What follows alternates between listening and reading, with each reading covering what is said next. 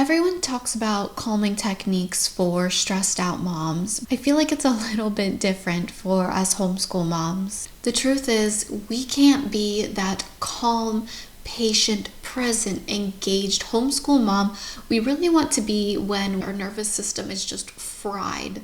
Hi, I'm Janelle, homeschooling mom of 4 kids, and I am a certified Integrative Nutrition Health Coach. I spent years feeling reactive, exhausted, and overwhelmed. Before I realized the problem isn't homeschooling, it was my nervous system. There are 6 daily habits that have kept me feeling calm and showing up the way I really want to for my kids. They're simple and don't require you to find some 20-minute chunks of your day. Let's start with the most effective one, going to bed with your kids. This does a couple of things. It's going to allow you to get the rest your body needs to truly heal your nervous system, not just band-aid the symptoms. This habit also comes with stopping the alarm. So I want you to go to bed early with your kids. By nighttime, our brain is so depleted, we're not getting much out of staying up late. And then when we turn off the alarm, our bodies can get as much sleep as they need. And most likely, you will still wake up before your children naturally because our bodies need less sleep than our kids most of the time. When I first started this, I actually found myself sleeping anywhere from 9 to 11 hours some nights, but after some time, I regulated back out to that 8 hours. And so what this looks like for me is we get in bed all about 8:15, but I usually don't fall asleep until after the kids about 9 o'clock. And then 8 hours of sleep is 9 to 5. And so then my kids wake up around 6:30 or 7, and I have given my body the sleep it needs and to only wake up when it's ready. And then still had an hour, hour and a half to have that me time before the kids wake up. So this is a triple win for you. And it's really, really what your nervous system is craving. And going to bed early is such an easy win. Now, let's talk about this here. A warm drink is an incredible way to heal your nervous system, but you might be doing it wrong. I do still drink coffee in the mornings, but I realized that I was drinking coffee out of fear. The fear that if I didn't drink more coffee, I was going to get lazy. The fear that I wasn't going to get enough done. I was drinking 2, 3, 4 cups a day and just frying my nervous system and making myself anxious, impatient, and reactive. And that is not who I want to show up to be for my family. So I made some changes. Right now, I am just sipping on some chamomile, and I usually do have this in the afternoon. I'm not asking you to completely quit coffee, I promise. I still have a cup of coffee in the morning, but I have made some tweaks, and I try to listen to myself, and I'm trying to find a place where, I don't have coffee every morning. So here's some easy things you can do. You could switch to matcha in the morning, and I do that some mornings. If I realize I've been way overstimulated, way overreactive the day before, the next day I will skip coffee and just have matcha. That's going to give you some caffeine and some L-theanine, and that is a really, really great synergistic combination. The other thing that I have done and planned on doing is mixing my coffee with adaptogens. I order from Rasa. A mom actually created these adaptogenic blends. I love them so much. And so what I'll do is I'll take my French press, I'll fill it with enough coffee grounds for a whole cup of coffee, but also enough of the adaptogenic herbs for a full cup. So then I end up with a 16-ounce drink that I've diluted down with adaptogens that are actually supporting my nervous system. So then I'm not getting a quick cortisol spike. It's taking me longer to drink that bigger drink, and my body's being supported with the adaptogens. So again, this is another synergistic triple win that is so easy to do, that doesn't require a 20-minute meditation. It's just switching that warm drink you're already having to something that's being more supportive and less triggering. And on the topic of adaptogens, I will also do one of 2 things. Rasa has a powdered creamer that has L-theanine in it. You can add that. I've done that before.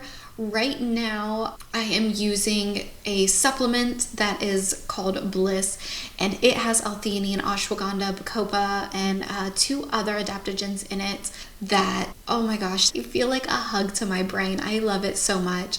So I just kind of go in and out of these things as life has changed and I've moved states and different things. I definitely plan on going back to the Rasa and the Rasa creamer, but that's another thing that I am doing right now that has been so good for healing my nervous system after moving states and having babies for the last 10 years and homeschooling 4 kids. My body has taken on a lot and it definitely needs some support, and I'm so happy that I'm finding these little things that I can do to support it. The third very simple daily habit is mastering your mental self-talk. I used to have some pretty horrible self-talk where if I got interrupted with something, I would say, well, I guess you don't deserve that.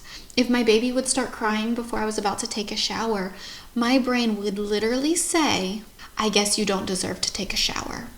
And that might sound crazy to you, but I wonder what kind of crazy things you might be saying to yourself, because our brains are like that.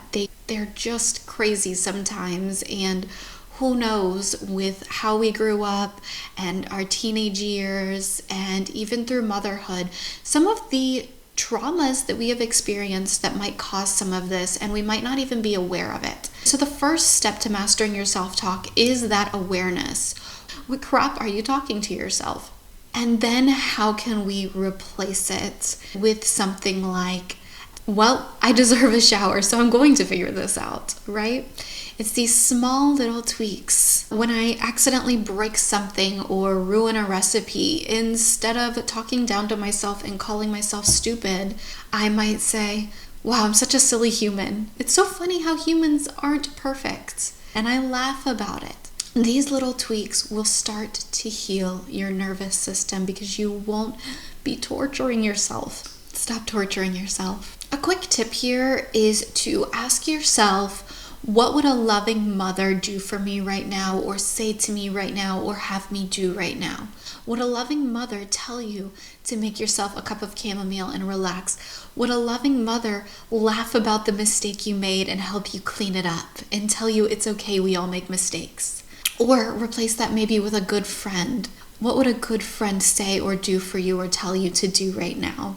This can really help you detach from your own self and what you might feel about yourself and get above those little gremlins that want to be mean to us in our brain. As I started to learn more about how having a healthy foundation in my lifestyle was so crucial to anything I wanted to do in life, I realized these are the most critical skills I wanted to pass down for my kids, because children can't learn when their nervous system is regulated.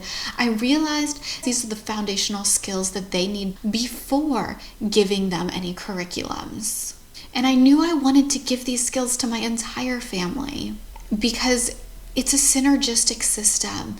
If mom is dysregulated, the kids are going to be dysregulated. If the kids are dysregulated, the parents are going to be dysregulated. That's why I created Health First Homeschool, where it teaches the entire family everything from mindset to health and to actually teaching these skills to our children.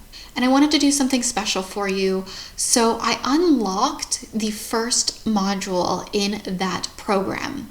That first module is called Morning Mastery. It's the exact 5-phase protocol that is science-backed, proven to induce focus and accelerate learning in your children and help your entire family be set up with the right foundation for the day. Click the link below. This is the real deep lessons from my paid program that I have unlocked for you for free. They are going to absolutely transform your life. You'll find it within my community of other intentional homeschool parents, and I cannot wait to see you there.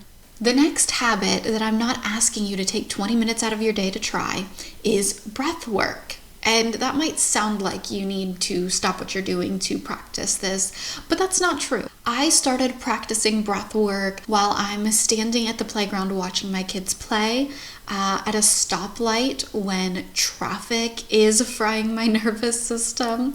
I will practice it sitting on the couch with my kids while they're doing homework, while I'm laying in bed going to sleep. These are all things you're already doing. This is not going to take any more time from you. So there are 2 breathwork patterns that are super simple to remember. I'm going to give you the easiest one first and then the next level one. The first one you may have heard of, it's called box breathing. And I want you to imagine a square. And when you go up or down, that's your in and your out, okay? And then when you go over, that's your holding breath. So you're going to go in, hold, out, hold. And each of those lines is 4 seconds. 1, 2, 3, 4. 1, 2, 3, 4. You get the point. Try to complete at least 4 rounds of that as well. Now, the next breathing technique has been known to be called a nervous system tranquilizer because it is so effective. This one is 4-7-8. You breathe in for 4 seconds. Hold for 7 seconds, and out for 8 seconds. If you can complete at least 3 rounds of this at first, and work your way up, but try at least 3 rounds at first, you will feel those effects. And I think it'll be just as easy for you to remember once you've felt it. And again, practice this anywhere. Nobody will notice that you're just breathing a little bit differently. And that's why I love breath work, because it can be a secret little tool that you can literally do anywhere, anytime. Here comes the next habit that won't take any extra time out of your day, but will totally help you heal your nervous system. And this one actually surprised me when I learned all the science behind it. It's playing with your children. We think of play as something just for the kids, and that is nice to do, but it's actually therapeutic for both parents and child. Play activates what's called the ventral vagal state.